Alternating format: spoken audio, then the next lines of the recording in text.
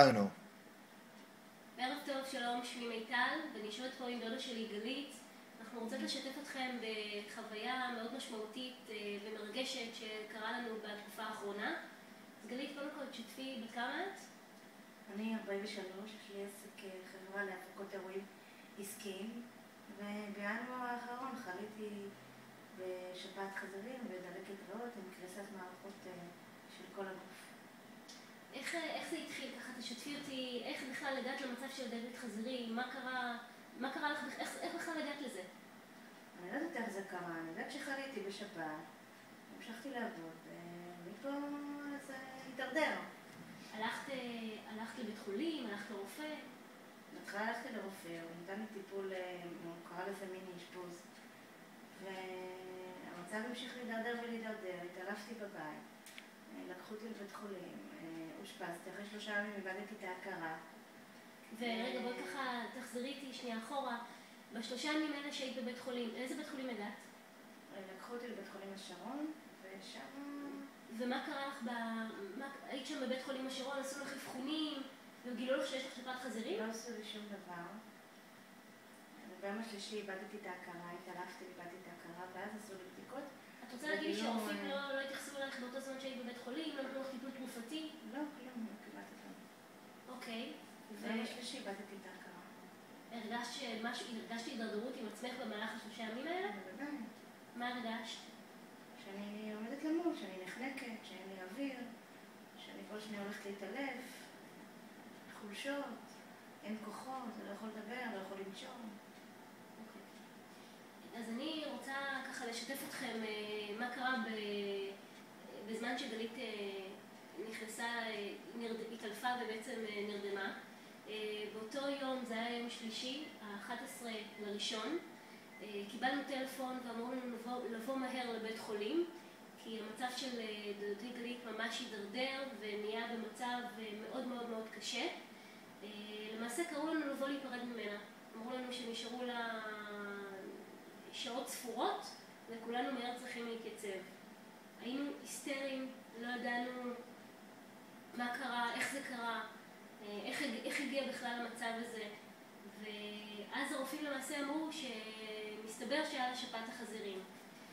הייתה מכונה אחת בבית חולים בלינסון שנקראת אקמו, שזו מכונה שמחברת אותך לריאות, וזו מכונה שעושה את התפקוד בעצם של הריאות, כיוון שהבנתי שהריאות שלך קרסו. הריאות והלב והאקמו, מה שהסבירו לי אחר כך, הוא עוזר לריאות וללב לעבוד. אוקיי.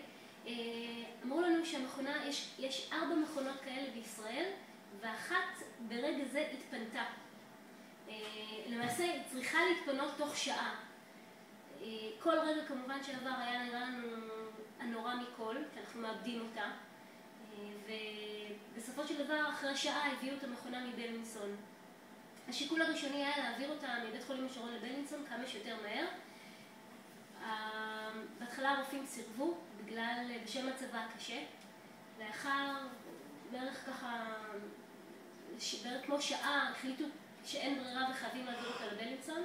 המכונת אקמו כבר הייתה מחוברת לריאות שלה. בבלינסון קיבלנו יחס מדהים מהרופאים, הבנו מה מצבה, כמה שהוא קשה. בימים הראשונים הרופאים פשוט לא נתנו לה סיכוי לחיות. היו באותו זמן עוד 3 אנשים מאושפזים בשפעת החזירים. המצב שלהם היה יותר טוב משלה, ככה נאמר על ידי הרופאים. אני ואודליה, בת דודתי, האמנו מאוד שהמוצרים של הג'ל יכולים לעזור לה. יכולים לעזור לה מהמערכות להיקרס. ופנינו, אודליה בהתחלה ביום השלישי, כשגלית שכבה ללא הכרה, חיכינו לראות שבעצם מכונת האקמו תתחיל לשפר לה את הריאות, אבל לא ראינו שום שיפור בימים הראשונים. אודליה פנתה למנהל המחלקה, בבקשה שייתן לה את 3 המוצרים הליבה שלנו, שזה האומי, המולטי ויטמינים והאקסו. ובהתחלה הוא סירב, הוא לא הסכים, הוא לא ידע מה זה. אודליה התחננה בפניו ואמרה לו, אני רוצה רק שתקרא תקרא לראות שבעצם אין שום דבר שיכול להשפיע עם כל מה שנותנים לה. הוא אמר שכבר נותנים לה אומגה 3 בתוך האינפוזיה. אנחנו מאוד מאוד האמנו, אנחנו לא ידענו בדיוק מה נותנים לה, אנחנו ידענו שמוצרים האלה כן יכולים לעזור לה. אחרי שהוא עיין בטופס וקרא שבעצם המרכיבים של האומי לא מתנגדים ממה שהם נותנים לה, עם האנטיביוטיקה ושאר התרופות האחרות, הוא החליט לתת לה 1 אומי ביום. התחלנו בצריכה של 1 אומי ביום, לשאר המוצרים הוא לא הסכים.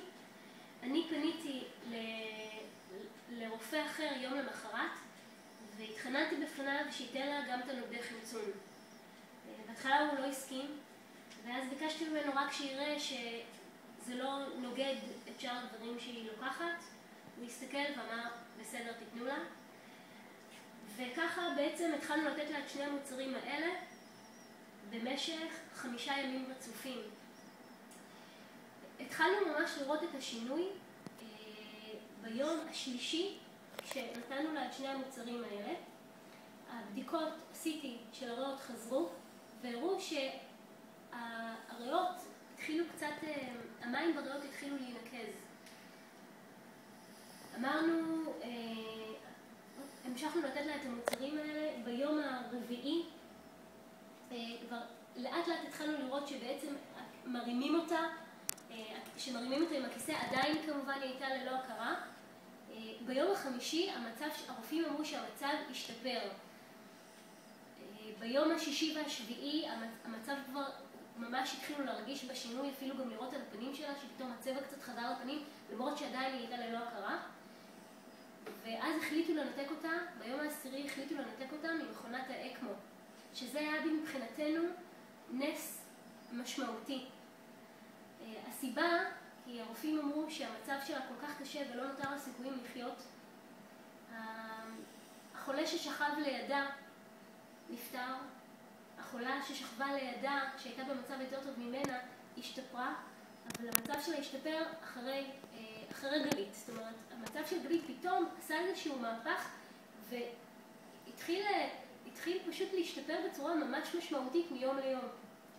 ביום העשירי החליטו לנתק אותה מהאקמו ואמרו שבעצם לא נותר להחזיק אותה בו בטיפול נמרץ בבלינסון וצריך להחזיר אותה למקום שממנו היא באה, לבית חולים השרון, וזה מה שעשינו. גלית התעוררה אחרי 12 יום בהרדמה מלאה. גלית, ספרי ככה מה הרגשת שהתעוררת, מה התחושות?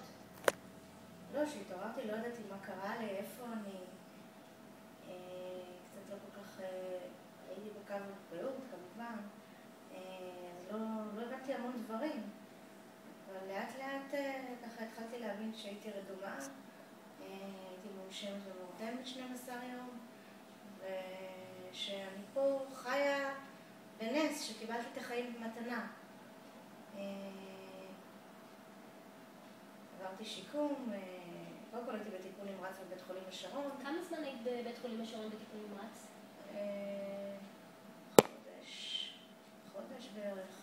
עוד חודש אחר כך היית בטיפול נמרץ? כן, בבית חולים השרון, כי עדיין הייתי משותקת, מחוברת למכשירים נוספים, לא אקמו, אבל מכשירים אחרים. בטיפול נמרץ? מנוטרלת, לא יכולה לקום, לא יכולה לתפקד, לא יכולה ללכת, לא יכולה לדבר, לא יכולה שום דבר. בן אדם שחי, אבל ללא תזוזה עדיין. אני רוצה רק שתבינו שמה שבעצם הסבירו לנו, שבטיפול נמרץ לפעמים אפילו יותר מסוכן להיות. הסיבה, כי גם בטיפול נמרץ אתה חוטף הרבה וירוסים ומחלות ומאוד מסוכן להיות שם. ביקשנו מהרופאים להוסיף לה את המולטי ויטמינים והם אישרו. אז עכשיו, כשהגיעה חזרה לבית חולים השרון, התחלנו לתת לה את האומי, נוגדי החמצון ואת המולטי ויטמינים בצורה אינטנסיבית כל יום. אני זוכרת שגילו לך איזשהו חיידק, אני לא יודעת אם את זוכרת, אבל גילו לך, פתח לך איזה חיידק, כשהיית עדיין בבית חולים השרון, ואסור היה להתקרב אלייך. אבל יחסית זה עבר די מהר, ברגע החליטו לשחרר אותך לא די מטיפול. מהר, 10